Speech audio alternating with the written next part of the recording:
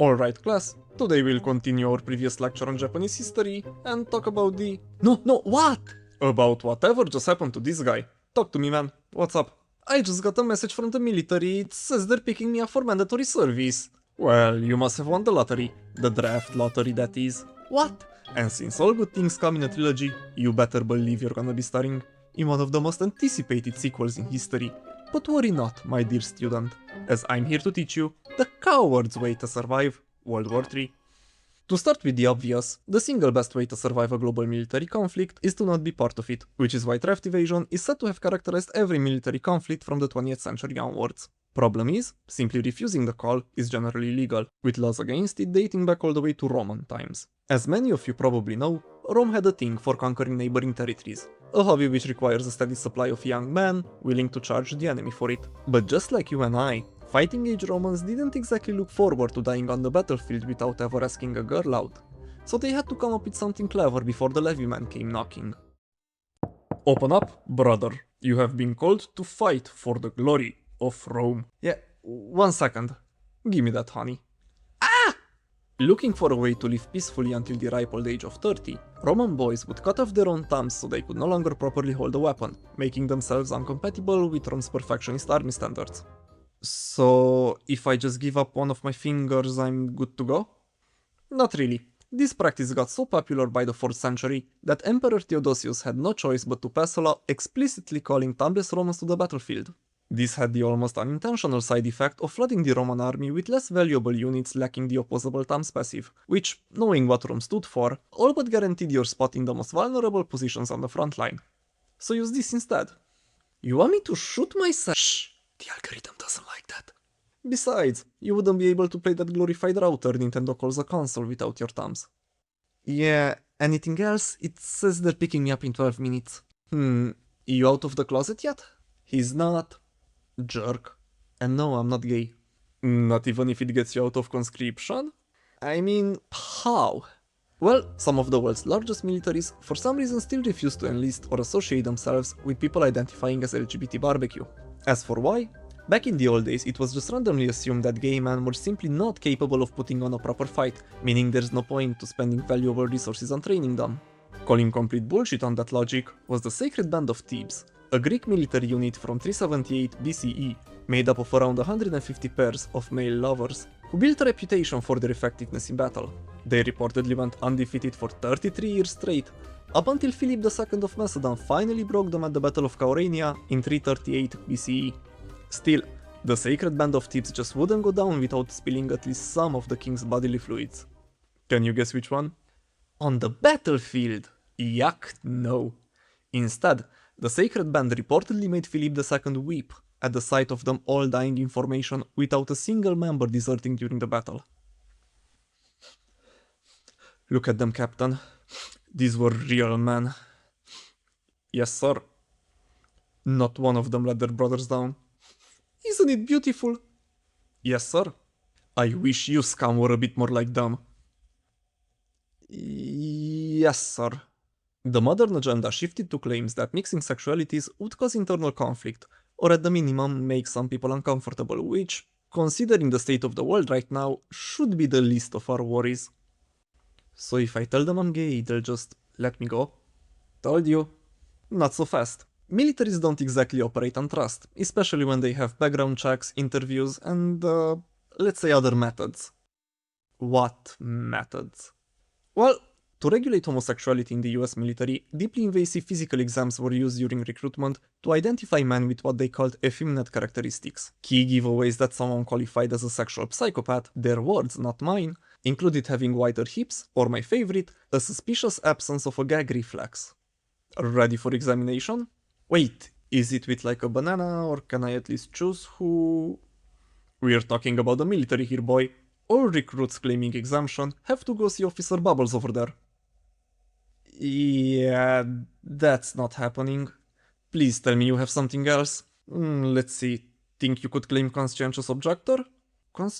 Conscientious what? Conscientious Objector, or the entire plot of Hexorage, which refers to an individual who claims the right to refuse military service because of his moral or religious beliefs. The first recorded case was a Numidian man named Maximilianus, conscripted into the Roman army in 295 AD, who told the proconsul to Numidia to fuck off, as his religious convictions just wouldn't allow him to serve, for which he was appropriately executed. Nevertheless, he was later sainted, and his solution to your problems would come up all throughout history with more or less success. And while the US technically recognizes Conscientious Objector from its founding, ordinary people had a much harder time making it stick than, say, the cowardly son of a senator who inspired Fortunate Son. But that's just what you get for being poor, really. For example, one conscript named Luis Negre tried objecting to the Vietnam War because he was a Catholic, and claimed to view the war as nothing more than just a series of unjust killings.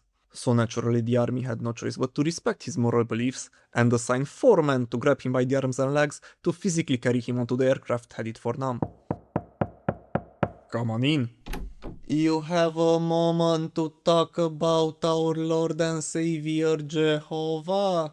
No. Yes, actually yes, I do. Team. What? They are religious, I can just... Conscientious Objector requires a sincere, long-standing, and most importantly provable belief. You can't just convert during the ad break, as this is something the courts have specifically talked about. What if I really commit to it? You have about 8 minutes. They left pamphlets? And you should leave a like and subscribe, cry me a river. I still need to avoid the draft, they are FaceTiming me. And that's exactly the problem. Faking your way out of the trenches isn't realistically on the table anymore, so instead, let's talk about the oldest solution known to man. Money. Money. Specifically, paying your way out. During the American Civil War, the US government introduced the commutation fee, a perfectly legitimate option to skip military service for the low price of $300. That's it? That's it. $300, although adjusted for inflation that's roughly $10,000 in today's money, which before you panic is still somehow cheaper than a semester at Arizona State. The system also allowed you to hire a substitute, as in an actual person who would serve in your place for a negotiated fee. Obviously, rich men across the country took full advantage of this, including several future politicians and businessmen who had very strong opinions about the importance of military service. For other people. So I just need 10 grand. You needed 10 grand. In 1863, the commutation fee was abolished the following year after the New York draft riots removed over 100 people from the census. What's that? I believe they call them poor people, sir. And what do they want? They are furious over the commutation fee, sir, calling it a poor man's war. Well, how can it be a poor man's war if we're paying for it? Oh, got to go. I'm too busy becoming vice president. So what, I just have to go? Not necessarily. There's still one card left on the table that doesn't require money, a medical condition, or a borderline disability. I'm listening. You could be essential. The concept of occupational deferment, or essential worker exemption depending on your country, is exactly what it sounds like. If your job is considered too important for national security or public welfare, well, you're then considered to be more useful doing whatever you were already doing rather than on the battlefield. Simple as that. And what counts as essential? Well, that's the fun part. The definition has historically been viewed more as a suggestion rather than a piece of law. During the Vietnam War, future Secretary of Defense and Vice President Dick Cheney received not 1, not 2, but 5 different deferments from military service. And when asked about it, he simply claimed to have had other priorities than military service during the Vietnam War, a line delivered publicly and without blinking by the Secretary of Defense. Okay, so I just need to be essential, I can do that. Can you? I mean, I do things, important things. Deferments aren't self-declared. The military or another government body decides which jobs qualify, and the bar for entry is much higher than you'd think. We're talking infrastructure, defense manufacturing, critical medical personnel, not as you're currently suggesting with too much eye contact, wannabe YouTuber. But I could be a farmer. You live in an apartment building. So unless you genuinely work in critical infrastructure, healthcare or food delivery, you have about 6 minutes left to figure something out. Then maybe help. Where's all this attitude coming from? Are you an only child by any chance? No, I have an older brother. And you do like his PS5, right? Yeah? Then you're gonna love the sole survivor policy, popularized by the story of the Sullivan brothers, 5 siblings who all served together in World War II. All 5 of them ended up on the USS Juno in the Solomon Islands, when the ship was hit by Japanese torpedo in 1942. None of the brothers survived the attack, leaving the Sullivans without any sons to carry on the family name. This unfortunate twist helped the story make its way to Congress, and later even more unfortunately Steven Spielberg, and in response to the growing anti-war sentiment, politicians passed a law to prevent families from losing all their sons to a single conflict, making the choice between which kid goes to college slightly easier on the parents. So I can just send my brother instead. Unless they pick your brother up on the way here in 5 minutes and deploy him long enough for you to play GTA 6 on launch instead of on YouTube, he will be the last surviving son in your family, all thanks to your service. And why can't I just start over somewhere safe? I was waiting for you to bring up this one. And yes, while simply getting out before it really hits the fan has been one of the more reliable options throughout history, it's usually only as good as your relationship with the next door neighbor. Thankfully for you, the destination of choice would probably be the land of maple syrup and guys named Ryan. Yeah, Canada doesn't sound too bad. Oh, but it does in the 21st century. No amount of VPNs or new identities can stop your social credit score from back home from doing a Wall Street, while having to live with no legal status, income, or way to come back home without facing federal charges. Kinda. You see, there is the off chance of receiving a post-war presidential pardon like the ones given out by Jimmy Carter to draft evaders in 1977, which took only 5 years, an election, and a significant shift in public opinion to happen. Meaning that unless you have a Canadian passport from the 70s or a time machine to go fetch one, your chances at dodging the draft have officially run out. I'm going to war. You're going to war. Okay. But if I'm going anyways, can I at least fly one of those cool F-22s? Sadly, the Air Force doesn't just hand out its multi-million-dollar freedom machines to new recruits without specialized training. But instead of putting yourself in the crossfire of an enemy you didn't even know about 6 months ago, why don't you instead try to stay out of combat by landing yourself a position among protected personnel? The Geneva Convention, signed by almost everyone mind you, defines certain categories of military personnel who are not legitimate military targets in combat, meaning the enemy is not legally allowed to shoot at them. And I need to be in one of those categories. Ideally, yes, you just have to pick which character class you'll face the enemy as out of the fine selection of medic, priest, or journalist. I guess I can write like a journalist.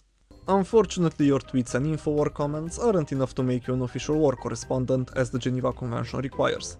And as if having to pay student loans on a journalism degree wasn't bad enough, war correspondents are usually only equipped with a reflective vest to rely on for survival, hoping the enemy takes the time to properly identify them in a life or death situation. Does it work? Yes, it keeps your back warm. And the same issues apply to the other non-combatant character classes too, because being stationed near an active war zone with nothing but a badge to your name almost guarantees you're gonna have a miserable time. So instead, why not get the most out of your gaming experience and look for an opportunity as a drone operator? Because I've never flown a drone before. And I present to you the MORAP system. An American-made air defense setup capable of launching interceptor drones to enemy threats mid-air, which the operators control with the extensively tested and much beloved Xbox controller. For real, that sounds kinda cool. Almost as if Microsoft was onto something. Nevertheless, you're still not going to be playing VR Soldier from your mom's basement. Like I said, conscripts aren't just put in charge of big sophisticated drones you control with satellites from 1,000 miles away. That's Battle Pass content. Instead, you can expect to be given command of a small tactical drone with a slightly shorter range of about 3 miles, which you have to launch with your own little hands out of the same trenches or buildings as targeted by the enemy. Still, not being quite in the front of the front lines gives you just a bit of extra time to get out in case of a retreat, and the enemy drone's a prime target to hunt down in order to equalize the scoreboard. And if you do find yourself trying to outrun a flying murder robot, your best bet is to kneel down and surrender yourself for capture. If you're lucky enough to avoid meeting God that afternoon, you'll receive the in-game title of Prisoner of War, as well as the protections granted to POWs by the Third Geneva Convention. Meaning that your captors are legally required to treat you humanely, by providing proper food, shelter and medical care, not subjecting you to torture, and allowing you to communicate to the outside world under certain conditions. Assuming the enemy sees you as a human being, that is. But the funny part about international warfare law is that the legal standard for the treatment of POWs is usually to keep them in the same conditions as your own soldiers. Meaning this can happen. Marshal, you are charged with the mistreatment of Lieutenant Timothy while he was your prisoner. What have you to say in your defense? I'm innocent, your honor. We treat Timothy good. We feed him best fish and vodka. Let him play Russian roulette with us. Ungrateful capitalist schmuck. Needless to say that if your captors don't believe in God or the international justice system, well then you're having a significantly worse time, but nevertheless, Most military commanders still wouldn't like their names appearing in a file at The Hague, which is precisely why knowing your POW rights matters. Not because it guarantees anything, but because the soldier who knows what they are entitled to is marginally harder to abuse than the one who doesn't. Oh, look at that, time's up. Have fun in bootcamp, champ. Wait, there must still be another way. Help me get out before they get here, please. Oh, team. I am they. And I'm proud to announce that you passed your recruitment exam. What? I didn't sign up for this. But you did agree to Crunchyroll's terms of service, right? Fuck me, yeah, had to watch Demon Slayer somewhere. You at least enjoyed it? I've seen worse. Well, you're certainly about to.